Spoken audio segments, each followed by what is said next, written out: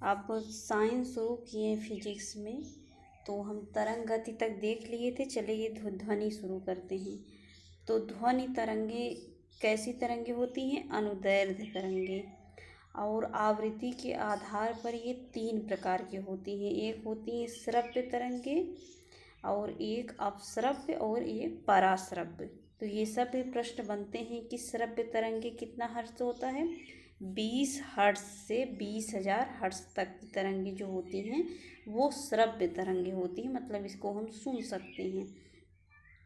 20 hertz से 20,000 hertz तक की ध्वनि को क्या कहते हैं? श्रव्य तरंगे। इसको हम सुन सकते हैं। अब 20 हर्ट्ज से नीचे की ध्वनि को क्या कहते हैं? अवश्रव्य तरंगे। और 20,000 हर्ट्ज से अधिक की ध्वनि को क्या कहते हैं? पराश्रव्य तरंगे। और मनुष्य सिर्फ श्रव्य तरंगे सुन सकता है, और कुत्ता, बिल्ली, चमगादड़ ये सब पराश्रव्य तरंगे भी सुन सकती हैं, मतलब 20,000 हर्ट्ज से अधिक की आवृत्ति सुन सकती हैं। पराश्रव्य तरंगों का इस्तेमाल कहाँ किया जाता है?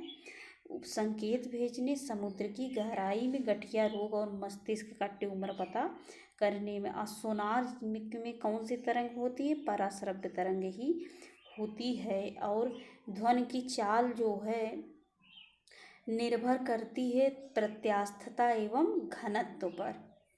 और जब ध्वनि एक माध्यम से दूसरे माध्यम में जाती है तो ध्वनि की चाल और तरंग दैर्ध्य बदल जाती है, बट आवृत्ति नहीं बदलती। तो ये सब भी प्रश्न बनता है कि क्या बदलता है? तो तरंग दैर्ध्य और चाल तो बदल जाती है, बट आवृत्ति नहीं बदलती।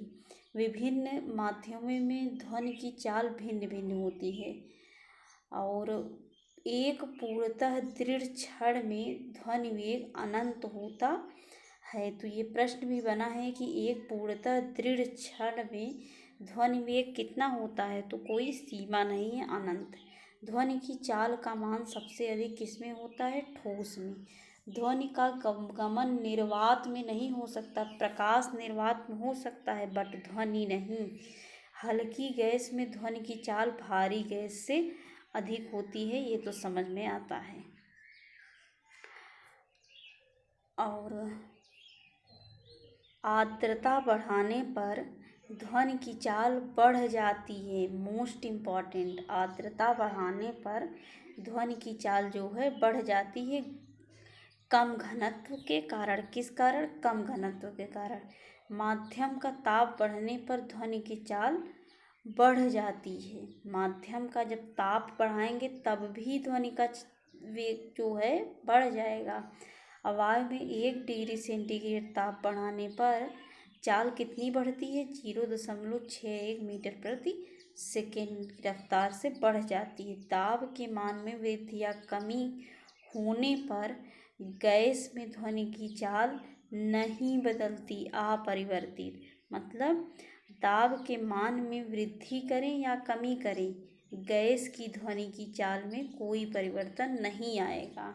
वायुयान की चाल किस में मापा जाता है? मैक में, मैक संख्या में। जब किसी माध्यम में वस्तु की चाल ध्वनि की चाल के बराबर हो, वस्तु की जो चाल है ध्वनि की चाल के बराबर होगी, तो मैक का मान कितना होगा? 1। यदि ध्वनि की चाल दोगुना करते हैं तो मैक 2 हो जाएगा। पराध्वनि की जो मैक संख्या है वो 1 से अधिक होती है। मैक संख्या 5 से अधिक होती है तो चाल क्या होता है? अति पराध्वनिक, हाइपरसोनिक। ध्वनि के लक्षण क्या है? तीव्रता, तारत्व और गुणता। किसी की आवाज़ धीमी और तेज कैसे पता चलता है? तीव्रता से। कैसे? मोटी पतली कैसे पता चलता है? तारत्व से। किससे पता चलता है? तारत्व से।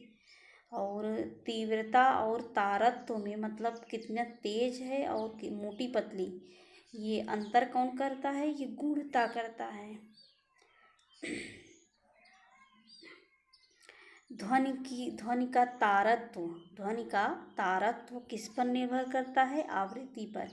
ध्वनि का तारत्व कम है, जबकि बारीक ध्वनि का तारत्व अधिक होता है। मतलब मोटी ध्वनि का तारत्व कम और पतली ध्वनि का तारत्व अधिक होता है। अब पराध्वनि का कारण क्या होता है? ध्वनि का परावर्तन।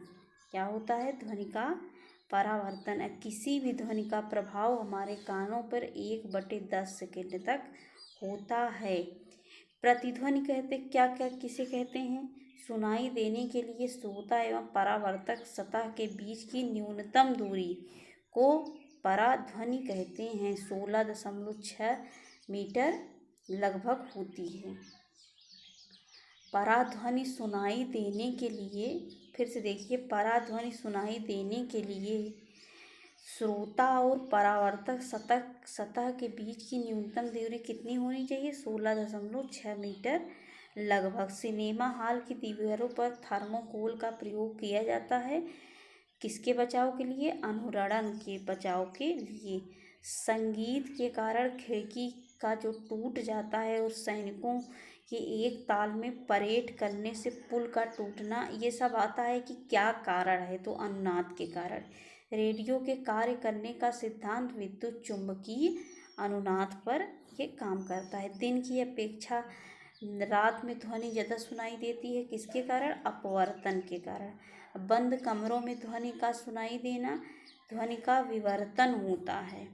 अब पास के रेडियो स्टेशनों का प्रसारण कभी कभी साफ नहीं सुनाई देता। किसके कारण? विनाशी व्यतिकरण के कारण।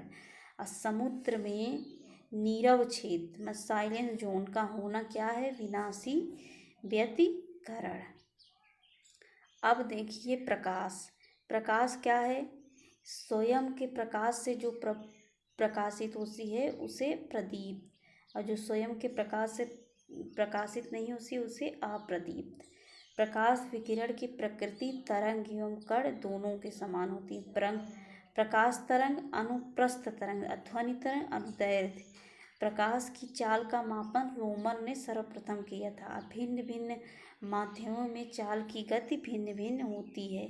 और प्रकाश की चाल किस पर निर्भर करती है? अपवर्तनांक पर। प्रकाश की चाल सबसे ज़्यादा किस में होगी? निर्वात में, बताए थे। निकट दृष्टि दोष क्या होता है? इसमें क्या होगा? नज़दीक की वस्तु दिखाई देगी और दूर की वस्तु नहीं दिखाई देगी। इसके लिए लेंस क्या लगता है? कॉनकेव लेंस, मतलब अवतल लेंस। और दूर दृष्टि दोष, दूर की दिखाई देगी और नज़दीक की नहीं दिखाई देगी। इसके लिए लेंस क्या लगता है? उत्तल लेंस। जरा दृष्टि दोष क्या होता है? दूर एवं नज़दीक दोनों की स्पष्ट रूप से नहीं दिखाई देता। इसके लिए क्या होता है? लेंस द्विफोकसी लेंस का प्रयोग किया जाता है। इसमें ऊपर अवतल लेंस और नीचे उत्तल लेंस जुड़े होते हैं। अबिंदुकता या दृष्टि वैमनस्य क्या है? इसमें ऊर्ध्वाधर और क्षैतिज रेखाओं में अंतर नहीं पता चलता। इसके लिए बेलनाकार लेंस की आवश्यकता होती है। और लेंस की क्षमता क्या है? किसी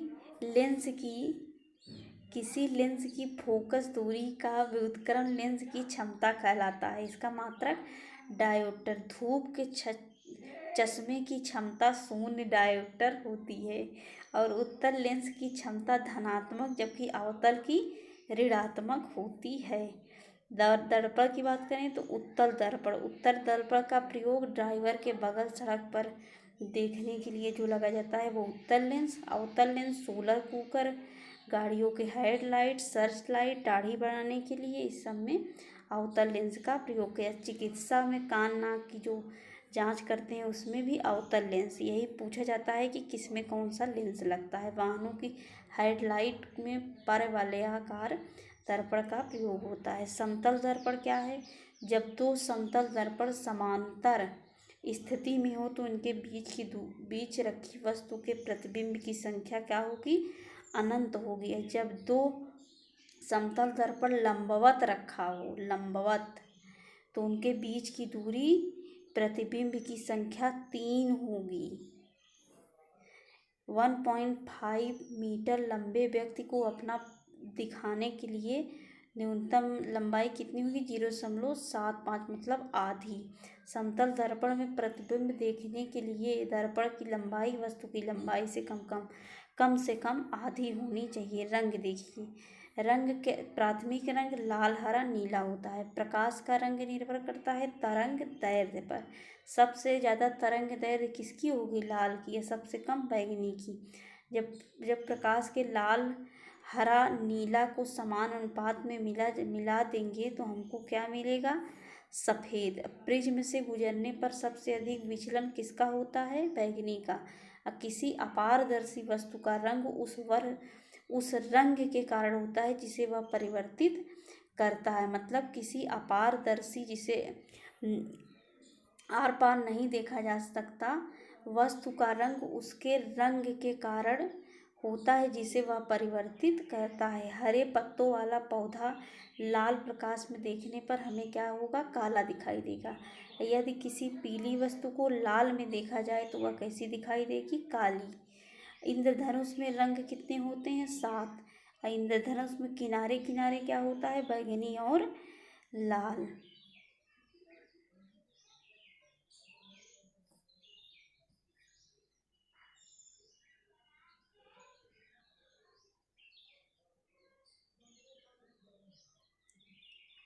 अब देखिए, इसमें से ये पूछा जाता है किसमें कहाँ प्रतिबिंब बनता है।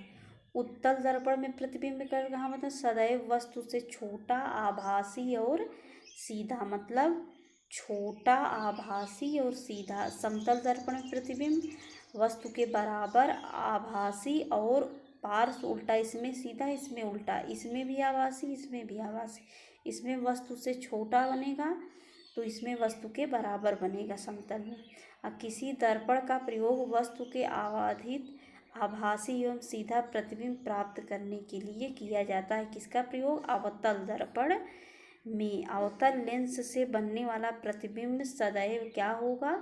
आभासी। ये सब प्रश्न बने हैं, वही सीधा इसमें लिखा गया है। उत्तल लेंस द्वारा आभासी प्रतिबिंब वस्तु की किस स्थिति में,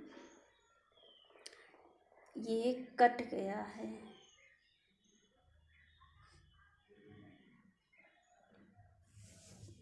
किस स्थिति में,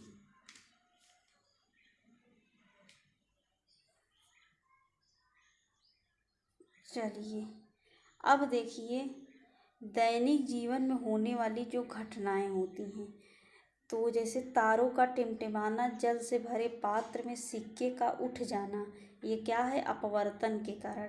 मृग मरीचिका का बनना, पूर्ण आंतरिक परावर्तन। जल का तालाब कम गहरा दिखाई देना, अपवर्तन। हीरे का चमकना, पूर्ण आंतरिक परावर्तन। प्रकाश तंतु का कार्य करना, पूर्ण आंतरिक परावर्तन। आकाश का रंग नीला होना, प्रकीर्णन। सुबह शाम को सूर्य का लाल दिखाई देना, प्रतिकरण। पानी की सतह पर पड़े मिट्टी के तेल का रंग दिखाई देना, मिट्टी के तेल का रंग रंगीन दिखाई देना, ये व्यतिकरण है। सीढ़ी का रंगीन दिखना विवर्तन है। प्राथमिक इंद्रधनुष मतलब लाल रंग बाहर, बैंगनी रंग अंतर। तो इसमें क्या होता है? 2 बार अपवर्तन और 1 बार, 2 बार अपवर्तन और 1 बार परावर्तन। अद्वितीयक इंद्रधनुष मतलब इसका अपोजिट, बैंगनी रंग बाहर होगा, लाल रंग अंदर। इसमें 2 बार अपवर्तन, 2 बार परावर्तन। साबुन के पतले झाग में चमकदार रंगों का दिखना, ये व्यतिकरण। खतरे का रंग लाल क्यों होता है?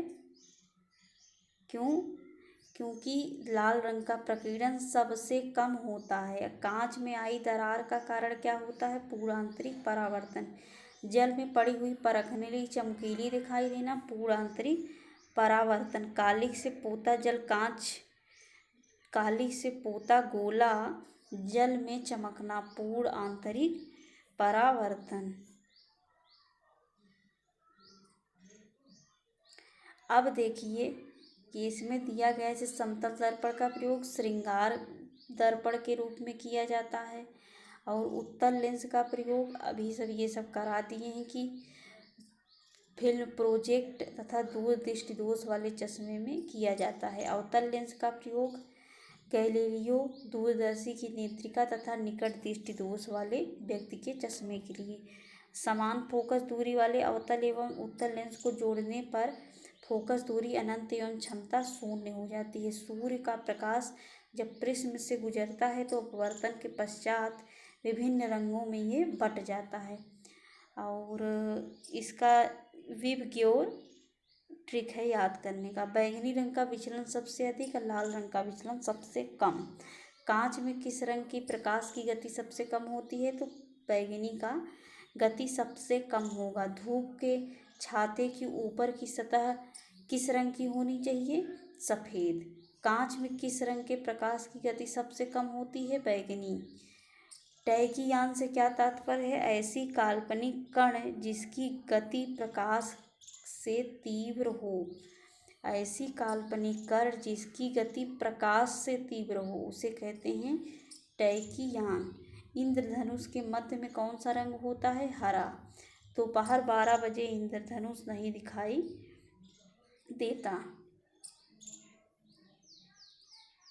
अब देखिए ऊष्मा।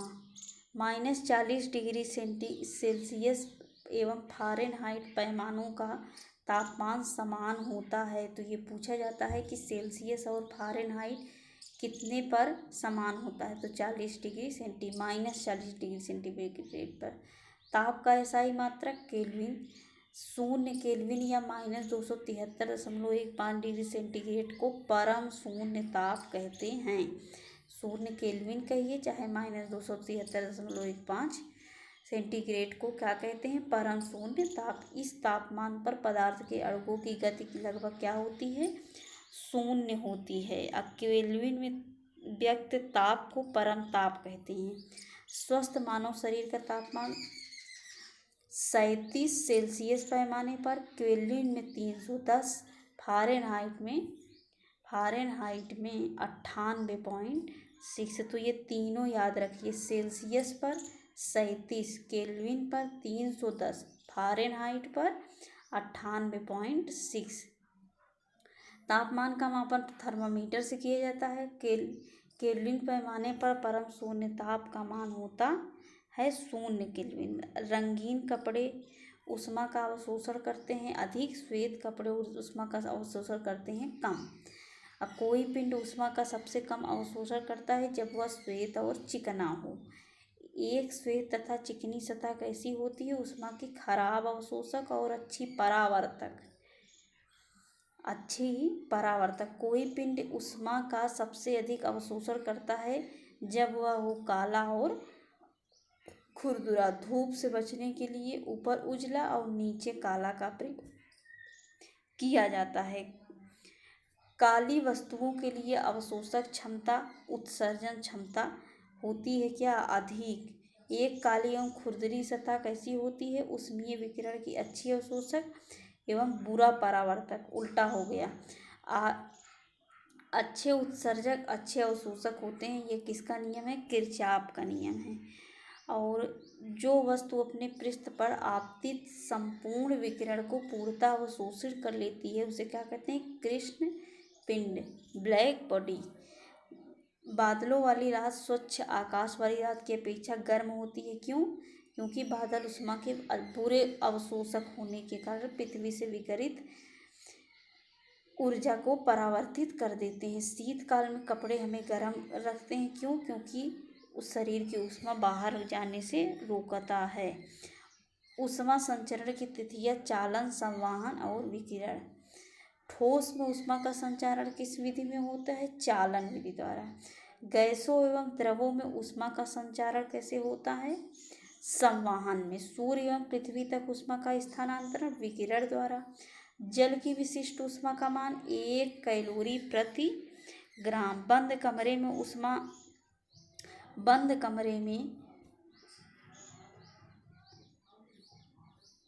कहाँ गया?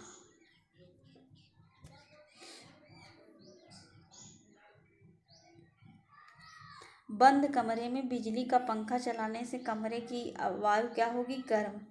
और जल की विशिष्ट ऊष्मा सभी ठोसों एवं द्रवों में होती है सबसे अधिक। जलवाष्प में भंडारित ऊष्मा गुप्त ऊष्मा होती है। एक नक्षत्र का रंग निर्भर करता है उसके पृष्ठीय ताप पर। ऊष्मा के कुचालक हैं। कुचालक पदार्थ लकड़ी, कोयला, वायु, ऊन। पारे में ऊष्मा का संचरण किसमें होता है? चालन द्वारा। सेल्सियस पैमाना और केल्विन पैमाना में क्या अंतर है? केल्विन बराबर C+273। ऐसे पदार्थ जिसमें विशेष परिस्थिति में विद्युत प्रतिरोध शून्य हो तथा वे विद्युत के पूर्ण चालक बन जाएं, क्या कहलाते हैं? अतिचालक। जल के किसी द्रव्यमान को 0 डिग्री सेंटीग्रेड से 10 डिग्री सेंटीग्रेड गर्म करने पर आयतन में क्या होता है? घटने के बाद वृद्धि होने लगती है।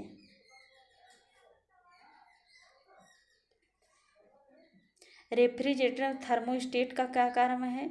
ये एक समान तापमान को बनाए रखता है। 100 डिग्री सेंटीग्रेड की वाष्प द्वारा उत्पन्न जलन उसी ताप के जल द्वारा उत्पन्न जलन से अधिक गंभीर होती है, क्योंकि वाष्प द्वारा अधिक ऊष्मा दी जाती है। तेज हवा वाली रात्रि में ओस नहीं बनती। क्यों? क्योंकि वाष्पीकरण की दर तेज हो जाती है। कमरे में लगा हुआ वातानुकूल क्या नियंत्रित करता है? आर्द्रता और तापमान। जब जल में साधारण नमक मिलाया जाता है तो क्वथनांक बिंदु बढ़ेगा, फिर हिमांक घटेगा। पानी से भरी डाट बोतलें टूटने पर क्या होता है? जमने पर जल का आयतन बढ़ जाता है। और रेफ्रिजरेटर खाद्य पदार्थों को सड़ने से बचाता है। क्यों? क्योंकि इसके न्यून तापमान पर जीवाणु एवं फफूंदी निष्क्रिय हो जाते हैं। जब बर्फ पिघलती है तो आयतन घट जाता है। तो आज के लिए बस इतना ही। Thanks for watching this.